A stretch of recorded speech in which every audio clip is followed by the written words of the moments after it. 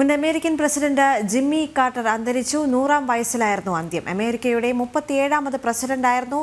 77-81 കാലഘട്ടത്തിലാണ് അദ്ദേഹം പ്രസിഡന്റായത്. Jimmy quarter സ്വന്തം രാജ്യത്തിന് വേണ്ടി മാത്രമല്ല, ലോകത്തിന്റെ മുഴുവൻ നന്മയ്ക്ക് വേണ്ടിയും പ്രവർത്തിച്ചുവെന്ന് അമേരിക്കൻ പ്രസിഡന്റ് ജോ ബൈഡൻ അനുസ്മരിച്ചു. ലോക ജനതയ്ക്ക് തന്നെ ഒരു മികച്ച സുഹൃത്തിനെയാണ് നഷ്ടപ്പെട്ടത്.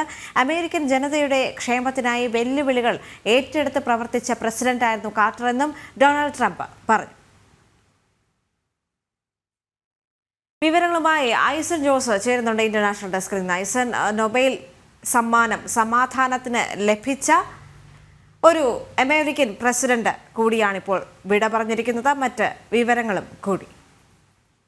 തീർച്ചയായും ദേവിക, ശക്തനായൊരു പ്രസിഡന്റായി അറിയപ്പെട്ടിരുന്നൊരു വ്യക്തിയാണ് ജിമ്മി കാർട്ടർ. നമുക്കറിയാവുന്നതാണ്, നിരവധി വിഷയങ്ങളിൽ അദ്ദേഹം ഇടപെടുകയും കാര്യക്ഷമമായ ഒരു ഇടപെടൽ നടത്തുകയും ചെയ്തു എന്നതാണ് അദ്ദേഹത്തിൻ്റെ ഒരു ക്രെഡൻഷ്യലായി കണക്കാക്കപ്പെടുന്നത്. നമുക്കറിയാവുന്നതാണ്, നേരത്തെ നമ്മൾ പറഞ്ഞതുപോലെ 77 മുതൽ 81 വരെ അമേരിക്കയുടെ പ്രസിഡന്റായിരുന്ന കാലത്ത് അമേരിക്കയുടെ ആ ഒരു നീക്കം അമേരിക്ക എന്ന രാജ്യത്തെ കൂടുതൽ ശക്തിപ്പെടുത്തുന്നതിന്, ലോകരാഷ്ട്രങ്ങൾക്കിടയിൽ അതിശക്തമായ ഒരു രാഷ്ട്രമായി വളർത്തുന്നതിനെ സാധിച്ചു എന്നത് മാത്രമല്ല അദ്ദേഹത്തിൻ്റെ ആ പ്രത്യേകത, അല്ലെങ്കിൽ മനുഷ്യസ്നേഹത്തിൻ്റെ പ്രതീകമായി കണക്കാക്കുന്നത്. മറ്റു നിരവധിയായ ലോകത്ത് പടർന്നു പിടിച്ചിരുന്ന നിരവധിയായ പകർച്ചവ്യാധികൾക്കെതിരെ കുരിശുദ്ധം പ്രഖ്യാപിച്ചൊരു പ്രസിഡന്റ് എന്ന് തന്നെയായിരുന്നു അദ്ദേഹം അറിയപ്പെട്ടിരുന്നത്.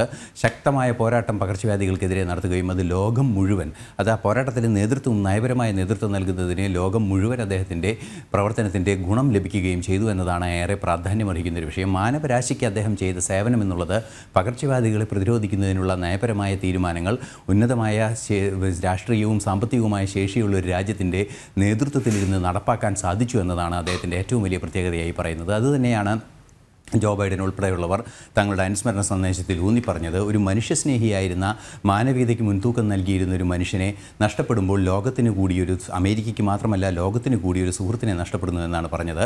അതുപോലെ തന്നെ ഡൊണാൾഡ് ട്രംപും അത്തരത്തിലുള്ളൊരു നിലപാട് തന്നെയാണ് വ്യക്തമാക്കിയത്. ഡൊണാൾഡ് ട്രംപ് പറഞ്ഞത്, ഏറെ പ്രത്യേകതകൾ നിറഞ്ഞ അല്ലെങ്കിൽ വെല്ലുവിളികൾ നിറഞ്ഞ ഒരു സാഹചര്യത്തിൽ രാജ്യത്തെ മുന്നോട്ട് നയിച്ച ഒരു പ്രസിഡന്റായിരുന്നു ജിമ്മി കാർട്ടർ എന്നും അദ്ദേഹം പറഞ്ഞു. നമുക്കറിയാവുന്നതാണ്, ഇന്ന് രാവിലെയാണ് അദ്ദേഹത്തിൻ്റെ അന്ത്യം സംഭവിച്ചത്. ഏതാണ്ട് കൃത്യം 100 വയസ്സിലാണ് അദ്ദേഹം മരിക്കുന്നത്. നമുക്കറിയാവുന്നതാണ്, ഇത്തരത്തിൽ 100-ാം വയസ്സിൽ അദ്ദേഹം മരിക്കുന്ന ആദ്യത്തെ പ്രസിഡന്റ് കൂടിയാണ്. അദ്ദേഹത്തിൻ്റെ ഇത്രയും ദീർഘകാലം ജീവിച്ചിരുന്ന പ്രസിഡൻ്റായിരുന്നൊരു വ്യക്തി എന്ന നിലയിൽ കൂടി അദ്ദേഹം അറിയപ്പെടുന്നുണ്ട്.